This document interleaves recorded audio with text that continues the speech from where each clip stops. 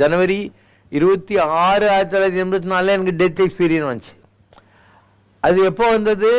நான் பிரகலாதனாக இருந்து ராகவேந்திரரா மாறினவர் இருக்கா இல்லையா, அங்கெல்லாம் போயிட்டு வந்தப்புறம் தான் வந்துச்சு.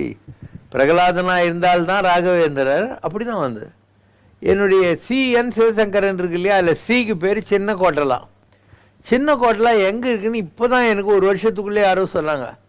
அது இந்த இது இருக்கு இல்லையா அகோபிலம், அங்கேருந்து ராகவேந்திர சுவாமி கோயிலுக்கு போகிற வழியிலே இருக்குதான். அந்த மாதிரி ஒரு ஊரே இருக்குதான் சின்ன கோட்டை. நான் இன்னும் போகல, ஒரு நாள் போய் பார்க்கணும். ஸோ ஏதோ ஒரு கணக்கு இருக்குது. வாழ்க்கை என்பது கண்டதே கண்டு கொண்டதே கொண்டு அப்படின்னு, பார்த்ததையே பார்த்துக்கிட்டு, உண்டதே உண்டு, உடுத்ததே உடுத்து, உரைத்ததே அடுத்தடுத்து உரைத்து, கழிந்ததே கடவுள் நாளெல்லாம். வாழ்க்கைன்றது ரீவைண்ட் பண்ணி திருப்பி திருப்பி பார்த்துக்கினே இருக்கிறது. Rewind fast forward, rewind fast forward. இப்படி நம்ம வாழ்க்கையில் எதுவுமே புதுசு இல்லை. தான் கண்டதே கண்டு, உண்டதே உண்டு, உடுத்ததே அடுத்தடுத்து உரைத்ததே அடுத்தடுத்து உரைத்து, கழிந்ததே கடவுள் நாளெல்லாம். ரொம்ப அதிசயமான பல விஷயங்கள் இருக்குது வாழ்க்கையில். இல்லைன்னா சின்ன கோட்டில் எங்கே இருக்குன்னு எனக்கு இப்போ ஒரு வருஷத்துக்கு முன்னால் தான் தெரியும். அது எப்படிருந்தோ இருந்திருக்கும் இல்லையா. நம்ம ஆளுங்க யாரோ போயிருக்காங்க. போகிற போது ஏதோ ஒரு குறுக்கு வழியில் மெயின் ரோடு ரிப்பேர்னு சொல்லி குறுக்கு வழியில் போயிருந்தாங்க. சின்ன கோட்டெலாம் பார்த்துருக்காங்க. அவங்க அந்த போர்டை ஃபோட்டோ எடுத்துன்னு வந்து எனக்கு காட்டுறாங்க, இந்த மாதிரி ஒரு ஊர் இருக்குதுன்ட்டு. இந்த மாதிரி பல விஷயம். ஏன் இவ்வளோ வருஷமாக தெரியல எனக்கு, ஏன் அந்த இடம் எங்கே இருக்குது என்ன இதுன்னு எங்கள் பெரியவங்களும் சொல்லலை, எனக்கும் தெரியாது. இருக்குது அந்த மாதிரி ஒரு ஊர் இருக்குது. That is exactly near that Prahlad's kingdom and இரண்யவதமெல்லாம் நடந்த இடம். அவர் தானே ராகவேந்திரா வராரு, அந்த ரூட்டில் தான் அந்த மாதிரி ஒரு இடம் இருக்குது. இப்படி பல அதிசயங்கள் நிறைந்தது தான் வாழ்க்கை. நாம் என்ன பண்ணணும்? Just be a mute witness to what ever happens around you. நீ ஒன்றுமே பண்ண தேவையில்லை, ஒரு துரும்ப கூட அசைக்க தேவையில்லை. கடவுளை நம்பு. அவனுடைய போக்கில் ஒரு கட்டையை தூக்கி தண்ணியில் போட்டால் அந்த கட்டையை எப்படி மிதந்துக்கிட்டு போகுமோ அந்த மாதிரி அனுபவங்களை பார்த்துக்கிட்டு போயிட்டே இருக்கு. நீ கட்டை மாதிரி ஆயிடணும். அது எங்கெல்லாம் அந்த கட்டை கொண்டு போதோ, வழியில் மரம் இருக்கும், செடி இருக்கும், பறவை இருக்கும், விலங்கு இருக்கும், எல்லாத்தையும் வேடிக்கை பார்த்து அந்த கட்டை போகிறதா கற்பனை பண்ணிக்கோ. அந்த மாதிரி நீ ஆயிடணும். பேரூராற்று படுவும் புனை போல், பெரிய ஆற்றில் ஒரு கட்டை இல்லை ஒரு புனைன்னா சின்ன போட்டு போகிற மாதிரி காட்சி தெளிந்தனம். இதுதான் நல்ல காட்சி. இப்படி தான் எனக்கு புரிஞ்சது வாழ்க்கை. பெரியோரென வியத்தலும் இளமே, சிறியோரென முடிதலும் இளமே. யாரும் என்னோட பெரியவங்க நினச்சி நான் மிரள்றதும் இல்லை, என்னோட யாரும் கம்மியானவங்கன்னு சொல்லி நான் அவங்கள இல்ட்ரீட் பண்ணுறதும் இல்லை. பெரியோரென வியத்தலும் இளமே, சிறியோரென முடிதலும் இளமே, பேரூராற்று படுவும் புனை போல் காட்சி தெரிந்தனம் அப்படிங்கிற வார்த்தை வரும். அதுதான் life. So life is a process of witnessing, not performing. Witnessing என்ன? ஒரு சாட்சியாக இருந்து நம்மை சுற்றி நடப்பதையெல்லாம் நாம் வேடிக்கை பார்ப்பது.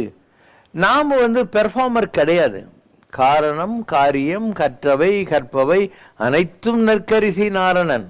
காரணம் காரியம், அதாவது ரீசன், தி ஆக்ஷன், கற்றவை கற்பவை, what we learn, what we have to learn, அனைத்தும் நற்கரிசி நாரணன். நற்கரிசி நல்ல செயல்களை செய்கிறது. அதனால தான் முருகப்பெருமானை பற்றி அருணகிரி சொல்கிற போது நற்கரிசை ஓடக்காரன்ங்கிற வார்த்தையை சொல்வார். நல்ல செயல்களை செஞ்சவங்களுக்கு முருகன் இந்த பவசாகரம் பிறவி பெருங்கடலில் கருத்துறதுக்காக இருப்பான் அப்படின்ட்டு. அதுக்கப்புறம் பரமாச்சாரியார் நான் நிறைய தடவை பார்க்குறேன்னு சொல்லியிருக்கேன் இல்லையா. பிப்ரவரியில் சித்தூரில் பார்த்தேன். அதுக்கப்புறம் அவர் மார்ச் மாதம் ரத்னகிரி கோயிலுக்கு சாமி அவருக்கு லெட்டர் எழுதினார். அவங்க ராணிப்பேட்டை எஸ்டேட்டுக்கு கூட்டும் போகிறதுக்காக பெரிய பெரிய ஆளுங்கெல்லாம் ட்ரை பண்ணாங்க. இவர் லெட்டர் எழுதினார், நான் ரத்னகிரியில் இந்த மாதிரி ஒரு முருகன் கோயில் கட்டியிருக்கேன், நீங்கள் ஆசீர்வாதம் பண்ணோன்னு எழுதினார். அண்டு பெரியவர் ராணிப்பேட்டை வேண்டாம், நான் ரத்னகிரிக்கே வரேன்ட்டு வந்துட்டார். ரத்னகிரி வந்தபோது படி ஏறி போகணும் இல்லையா. பெரியவர் சொன்னார், எனக்கு வயசாகிடுது, அதனால் படி ஏற முடியாது, நான் இங்கேருந்தே முருகனை கும்பிட்டுக்கிறேன் அப்படின்னாரு. சரின்னு அங்கே இருந்த கீழே இருந்து ஒரு சத்திரத்தை ரெடி பண்ணி அவரும் அவர் கூட வந்தவங்கெல்லாம் தங்கறதுக்கு சாமி ஏற்பாடு பண்ணிட்டு அவர் மேலே இருக்கிறார். அப்போ திடீர்னு ஒரு ஆள் ஓடி வரான், பெரியவர் படியேறி வந்துட்டுருக்காரு அப்படின்ட்டு. இவருக்கு ஆச்சரியம். பார்த்தாக்கா அவர் இந்த குழந்தைங்க எப்படி தத்தி தத்தி ரெண்டு கால் வச்சு குச்சி வருவாங்கல்ல, வயசாகிடுது, அந்த படிவேல அப்படி குச்சி வந்துட்டுருக்காரு அந்த வயசான காலத்தில். இவர் ஓடி போய் பொருணை கும்பெல்லாம் அரேஞ்ச் பண்ணி கொடுத்து அவரை கூட்டின்னு வர்றார். அவர் நேராக முருகன்கிட்ட போகிறார். முருகன் இப்படி பார்க்குறார், இப்படி பார்க்குறார். ரத்தனகிரி பாலமுருகன் சாமி அவர் கோமனெல்லாம் கட்டி இருக்கிறதெல்லாம் பார்க்குறார். எல்லாம் பார்த்துட்டு தடையெல்லாம் இல்லாமல் நல்லா நடக்கிறதுக்கு ஆசீர்வாதம் பண்ணிட்டு ஒரு வெள்ளருக்கு பிள்ளையார் ஒன்று கொடுக்குறார். யாருக்கு? பாலமுருகன் சாமி கொடுக்குறார். அந்த வெள்ளருக்கு பிள்ளையார் என்ன ஆகுதுன்னா, ரத்னகிரி சாமி அந்த நேரத்தில் ஒரு வைராக்கியம், முருகனை தவிர எந்த கடவுளையும் கும்பிட மாட்டேன்னு இருந்தார். அதனால் நான் போனேன்னா அவர் அந்த வெள்ளருக்கு பிள்ளையார் எங்கிட்ட கொடுத்து நீ இதை வச்சு பூஜை பண்ணிக்கோ அப்படின்னாரு. அது இன்றைக்கி வரைக்கும் என்கிட்ட இருக்குது. அந்த வெள்ளருக்கு பிள்ளையார் பரமாச்சாரியார் கொடுத்து ரத்னகிரி சாமிக்கிட்ட போய் எங்கிட்ட வந்தது இருக்கு இல்லையா, அது இன்றைக்கி வரைக்கும் நான் வச்சுருக்கேன். எங்கே காணாமல் போயிடுமோன்னு பயத்தில் ஒரு சின்ன கிளாஸ் குப்பி மாதிரி இருக்கும், அதுக்குள்ளே அதை வச்சுருக்கேன் நான், மிஸ் ஆகிடக்கூடாதுன்னு சொல்லிட்டு. இவ்வளோ தான் இருக்கும், அது ஒரு கட்ட வர அளவுக்கு இருக்கும். இந்த உலகம் பூராவும் ஒரு அருளாட்சி நடக்கிறது. அந்த அருளாட்சியில் தான் இந்த மாதிரி மகான்கள் அவங்களுக்குள்ள உள்ள ப்ராக்சிமிட்டி, அவங்களுக்குள்ள தொடர்புகள், விட்டக்குறை தொட்டக்குறை, அவங்க கைட் பண்ணுறது, தேர் ஜாப் இஸ் திஸ். அவங்க வேலையே யாரெல்லாம் ட்ரூ சீக்கர்ஸோ உண்மையை தேடி அலைந்து கொண்டிருக்கிறாங்களோ அவங்களுக்கெல்லாம் வழிகாட்டுறது. இதுதான் மகான்களுடைய பைவட்டல் அண்ட் ப்ரைம் டியூட்டி. ஆனால் தான் தேடுவது உண்மையெனில் உண்மையில் அது கிடைக்கும். நான் ஒரு கொட்டேஷன் பண்ணேன். If you are searching truthfully you will get the truth. தேடுவது உண்மை எனில் உண்மையில் அது கிடைக்கும். ஏன்னா ட்ரூத் ஆல்வேஸ் எக்ஸிஸ்ட். இல்லாத விஷயம் கிடையாது இல்லையா உண்மைங்கிறது. அதனால் நமக்கு அந்த திட வைராகியம் ஞான தேடுதெல்லாம் இருந்தால் கட்டாயம் கிடைக்கும். அதுக்கப்புறம் அவர் இதில் இருந்தார்னு சொன்னேன், சுங்குவார் சக்கத்துக்கு பக்கத்தில் ஒரு கோயில் இருக்குது.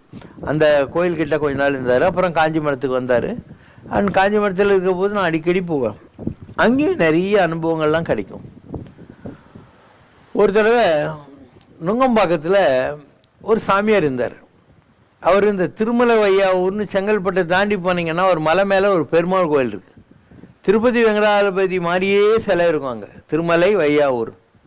ஏன்னா திருப்பதி வெங்கடாஜலபதி திருப்பதி வந்தபோது அவர் திருநீர்மலை, திருமலை வையாவூர் இந்த ரூட்லெல்லாம் அவருடைய தேர் வந்த அந்த தழும்புகள்லாம் அந்த மலை மேலே இருக்குது. அவர் தேரில் வந்தார் அப்படிங்கிறதுக்கு ப்ரூஃபெல்லாம் இருக்குது.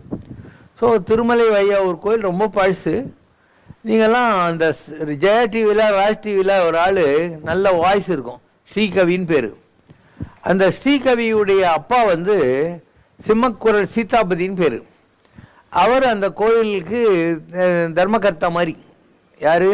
ஜெயா டிவியில் இருந்து இப்போ ப்ரைவேட்டாக ஏதோ பண்ணிகிட்ருக்காரு.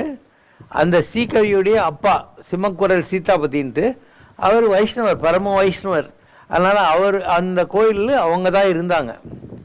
இந்த இவர் இருக்கார் இல்லையா, அதுக்கப்புறம் அந்த கோயிலை பார்த்துன்னு இருந்த ஆள் பேர் சீதாராம சுவாமிகள்.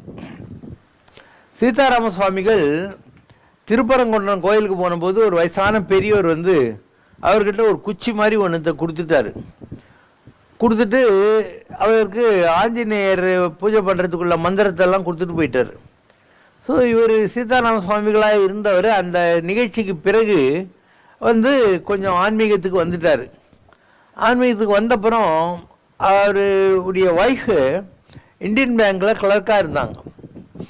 அண்டு நுங்கம்பாக்கம் லேக் ஏரியாவில் ஒரு வாடகை வீடு எடுத்துன்னு மொட்டை மாடியில் அவர் ஸ்ரீனிவாச நிகேதனம்னு சொல்லி ஒரு அமைப்பு ஆரம்பித்தார். இப்போது ஜனங்கள்லாம் அங்கே போவாங்க, பஜன்ஸ் எல்லாம் நடக்கும். அவர் என்ன பண்ணுவார்னா மஞ்சா வேஷ்டி எல்லாம் ஈரமாக கட்டிக்கிட்டு அந்த பெரிய சாமியார் கொடுத்த குச்சியை கையில் வச்சுக்கிட்டு அவர் கண்ணை முழுகி நின்றுட்டு எதிரில் யாருன்னா வருவாங்க இல்லையா அவங்களுக்கெல்லாம் வாக்கு கொடுப்பாரு. இப்படி அது ஃபேமஸ் ஆச்சு. அதுக்கப்புறம் அவர் என்ன பண்ணுவார், ஒவ்வொரு திருவோணத்துக்கு திருநாகேஸ்வரத்துக்கு பக்கத்தில் உப்பிலியப்பன் கோயில் இருக்கு இல்லையா, அந்த கோயிலில் ஒருத்தர் அருள்வாக்கு கொடுத்துன்னு இருந்தார். உப்பிலியப்பன் கோயிலில் திருவோணத்துக்கும் சீனிவாச ஐயங்கார்னு ஒருத்தர் அருள்வாக்கு கொடுத்துருந்தார். அதை பார்த்துட்டு இவரும் அருள்வாக்கு கொடுக்க ஆரம்பித்தார். திருவோணத்துக்கு மாத்திரம் இங்கேருந்து ஒரு பஸ்ஸு 2 பஸ்ஸில் ஜனங்கள்லாம் போவாங்க. அங்கே அபிஷேகம்லாம் பண்ணி பூஜைலாம் பண்ணி முடிச்ச உடனே இவர் அருள்வாக்கு கொடுக்க ஆரம்பிப்பார். ஜனங்க அங்கே இவர் கூட ஒரு 4-5 ஐயங்கார் பசங்கள்லாம் போய் அங்கே சாதம் 2 சாதம், ஒரு தயிர் சாதம், ஒரு கூட்டாஞ்சாதம் மாதிரி பண்ணி எல்லாருக்கும் கொடுப்பாங்க. அங்கே வர்றவங்களுக்கெல்லாம் ஒரு ½ டே செஷன் அது. அவர் அருள்வாக்கெல்லாம் கொடுப்பார். அதுக்கப்புறம் ரொம்ப நல்ல இடம், நீங்கள் போய் பார்க்கலாம். அந்த பெருமாள் கோயில் படி ஏறுறதுக்கு முன்னாடி இப்போ கார் போகிறதுக்கெல்லாம் கூட ரோடு போட்டாங்க. வேடந்தாங்கல் போகிற வழியில் இருக்காது. செங்கல்பட்டு மெயின் ரோட்லேருந்து வேடந்தாங்கல் போகிற வழியில் நடுவில் இருக்கும், திருமலை வையாவூர்னு பேர். அண்டு அதுக்கு நேர் எதிரில் ஒரு ஆஞ்சநேயர் இருப்பார், ரொம்ப உயரமாக ஒரு 6 அடி உயரத்தில் நல்ல பெருசாக ஒரு ஆஞ்சநேயர் கோயில் இருக்கும். அதுக்கு நேராக படியேறியும் போகலாம், இல்லை காரில் சுற்றிக்கிட்டும் போகலாம் அந்த கோயிலுக்கு. அங்கே போனீங்கன்னா வெங்கடாஜலபதி திருப்பதியில் எப்படி இருக்காரோ அதே மாதிரி தான் இருக்கும் சிலை. அண்டு இந்த இது தலைக்கு மேலே ஒன்றுத்தில் ஆதிசேஷன் இருக்கும், இன்னொன்றுத்தில் இந்த பூத வாகனம் மாதிரி இது ஒன்று தான் டிஃப்ரென்ஸு. மற்றபடி விக்கிரகம் சேம் சைஸ் சேம் ஹைட் அதே மாதிரி இருக்கும். அதுக்கு இந்த பக்கம் இருக்குது இல்லையா, அதில் அகோர காலச்சக்கரம்ன்றாங்க இல்லையா, அகோர வீரபத்திரர் அந்த சக்கரம் இருக்குது இல்லையா, காலச்சக்கரம் அந்த மாதிரி ஒன்று இருக்கும். அண்டு திருப்பதியில் இருக்கிற மாதிரி இங்கேயும் வராகர் இருப்பார், அங்கே தனியாக வராகர் இருக்கா இல்லை, இங்கேயும் அதே மாதிரி இன்னொரு சந்நிதி இருக்கும் வராகர். அண்டு சுற்றி வர்றதுக்கு இடம்லாம் இருக்கும். You can try that, it's a good temple. அதுக்கப்புறம் அவர் அந்த கோயிலுக்குலேருந்து ஒரு 1/4 கிலோமீட்டரில் அதே ரோட்டில் ஒரு இடத்த வாங்கி அங்கே வந்து ஒரு சின்ன ஆசிரமம் மாதிரி கட்டிக்கிட்டு இருக்கார். இப்போ அவருக்கு நல்ல வயசாக இருக்கும், 83 வயசாக இருக்கும். நான் அவரை வந்து 1985 பார்த்தது தான், அதுக்கப்புறம் அவரை நான் பார்க்கல. இதே மாதிரி திருவக்கலை வக்கரகாளி கோயில் ஒரு காலத்தில் ரொம்ப க்ஷீணமாக இருந்தது. அப்போது சந்திரசேகர் இல்லையா, பழைய பிரைம் மினிஸ்டர், அவருக்கு ஒரு ஜோசியர், அந்த ஜோசியர் சொல்லி தான் நங்கநல்லூரில் ஆஞ்சநேயர் கோயிலெலாம் கட்டினாங்க. அந்த ஜோசியர் சொன்னார், நீ வந்து திருவக்கரையில் இருக்கிற வக்கரகாளி கோயிலில் போய் பூஜை பண்ணணும், அது ரொம்ப பழைய இடம், அந்த இடத்துல கல்லாலான மரங்க, கல்லுலேயே ரொம்ப வருஷம் ஆகிப்போனா வைரம் பாஞ்சு மரம்லாம் கல் மாதிரி ஆகிடும். இங்கே கூட கிண்டி பார்க்கில் இருக்கும், ஃபாசில்ஸ்ன்னு சொல்லுவாங்க, அதை ஒரே ஒரு மரம் இங்கே இருக்கும் கிண்டி பார்க்கில், அங்கே ஒரு பெரிய காடு மாதிரியே இருக்குது கல் மரங்க. அந்த இடத்துக்கு நீ போயிட்டு வரணும்னு அங்கே போய் வந்து தான் அவர் பிரைம் மினிஸ்டர் ஆனார். அப்படி தான் அது ஃபேமஸ் ஆச்சு. அப்போ இவர் காளிபாலன்னு பேர் வச்சுக்கிட்டு கொற்றூரில் இருந்தார். அவர் இதே மாதிரி தான் பஸ்ஸுங்கெல்லாம் வச்சுக்கிட்டு வக்கரகாளி கோயிலுக்கு போவார். திருவக்கரில் இவங்க டியூட்டிஸ் எல்லாம் வச்சு பெருக்கி கிருக்கி சாமிக்கெல்லாம் வந்து அபிஷேகம் எல்லாம் பண்ணி அங்கே பஜன்ஸ் எல்லாம் பண்ணி எல்லாருக்கும் வந்து சாதங்கதெல்லாம் போட்டு பண்ணியிருந்தார். ஸோ பரமாச்சாரியர் இருந்தபோது நான் அவர் அப்பப்போ போய் பார்த்துனே இருப்பேன். ஒரு 1 or 2 உதாரணம் மாத்திரம் சொல்லி முடிக்கிறேன். ஒரு தடவை சாமி இல்லையா, அவர் ரத்னகிரி சாமி, அவருக்கு ஞானம் கிடைச்ச நாள் மார்ச் 20. அதனால் மார்ச் 19 நான் அங்கே போனபோது சாமி சொன்னார், நாளைக்கு நல்லா கூட்டம் வரும், மழை இன்றைக்கே வந்துட்டா நல்லாயிருக்கும், நாளைக்கு வந்தாக்கா அன்னதானம்லாம் வந்து கஷ்டம் ஜனங்களுக்கெல்லாம்னாரு. நான் எப்பயுமே ரத்னகிரி போயிட்டால் காஞ்சிபுரம் வயலில் தானே வரும், அதனால் காஞ்சிபுரம் போய் கோயிலெலாம் பார்த்து பெரியவரை பார்த்துட்டு தான் மெட்ராஸ்க்கே வருவேன். ஸோ அவர்கிட்ட போய் நான் எதிரில் நின்று ரத்னகிரி சாமி சொன்னார், இன்றைக்கே மழை வந்தால் நல்லாயிருக்கும், நாளைக்கு அங்கே வந்து ஆடி கிருத்திகை பூஜை நடக்கணும்னு இன்றைக்கி பரணி அப்படின்னு. நான் மனசில் தான் நினைக்கிறேன். அவர் ஸ்ரீகண்டா வெளியே தூர்றதா பாடுறா அப்படின்னாரு. இது ஒரு உதாரணம், இப்படியெல்லாம் மகான்களுக்குள்ள ஒரு லிங்க் இருக்குது, எவ்வளோ ஞானம் இருக்குன்றது. நான் வந்து அபிஷ்டுவா, அதனால் ரத்னகிரி கோயிலில் கொடுத்த விபூதி பொட்டில் இருக்கு இல்லையா, அந்த பேப்பர் விபூதி மாதிரி இருக்கும், அதை அங்கே கொண்டு போய் வச்சேன். கூட இருக்கிறவங்கலாம், பெரியவங்க அப்படிலாம் கொடுக்கக்கூடாது, நீங்கள் அந்த தட்டில் வச்சு கொடுக்கணும் அப்படின்னாங்க. பெரிய என்ன பார்த்தார், நேராக வந்து நான் அங்கே வச்சுருந்தேன் இல்லையா, அந்த விபூதி எடுத்து இப்படி இட்டுன்னுட்டு அதுக்கப்புறம் என்ன பண்ணார், அதை அழகாக மடித்து கீழே இறங்கி மேடையிலிருந்து அவருடைய பல்லக்கு இருக்கு இல்லையா, மேனான்னு சொல்லுவாங்க, அதுக்குள்ளே போய் பத்திரமா அதை சொருகிட்டு திரும்பி வந்த கையில் இப்படின்னு பார்த்து. இதுமாரி அவரை நான் ரொம்ப அனுபவிச்சிருக்கேன். அண்ட் ரொம்ப பெரிய நிலை வருதெல்லாம், ரொம்ப ரொம்ப பெரிய நிலை. அந்த மாதிரி மகான்கள்லாம் இந்த காலத்தில் இல்லை, எவ்வளோ பேர் இருக்காங்க, ஆனால் அவங்ககிட்ட ஏதோ குறை இருக்குது.